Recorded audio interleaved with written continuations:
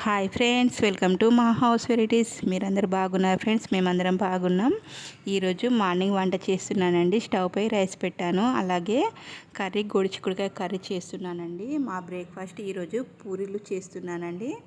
పూరి పిండి ఇంట్లో తక్కువగా ఉందని చెప్పి నేను రాగి పిండి వేసి పూరీలు చేస్తున్నానండి. పిండి మనం తడుపుకున్న తర్వాత 5-10 మినిట్స్ మూత పెట్టుకొని సైడ్కు ఉంచుకోవాలండి. ఈ విధంగా ఉంచుకోవడం వల్ల పిండి చాలా స్మూత్గా మెత్తగా ఉంటుందండి.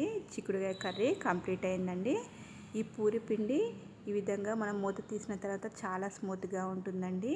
స్టవ్ వెలిగించుకొని బౌల్ పెట్టి అందులో ఆయిల్ వేసుకోవాలండి. పూరీలు ఈ విధంగా లాటించుకొని గోలించుకోవాలండి.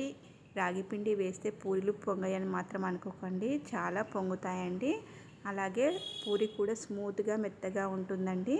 దీనికి కాంబినేషన్గా ఇంట్లో చికెన్ కర్రీ చేశానండి, చాలా బాగుంది.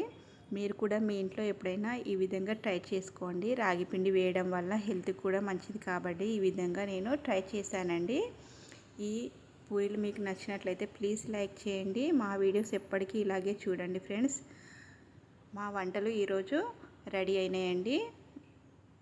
బ్రేక్ఫాస్ట్కు పూరి చేసుకున్నాం ఫ్రెండ్స్. మరి మీరేం చేసుకున్నారు ఫ్రెండ్స్?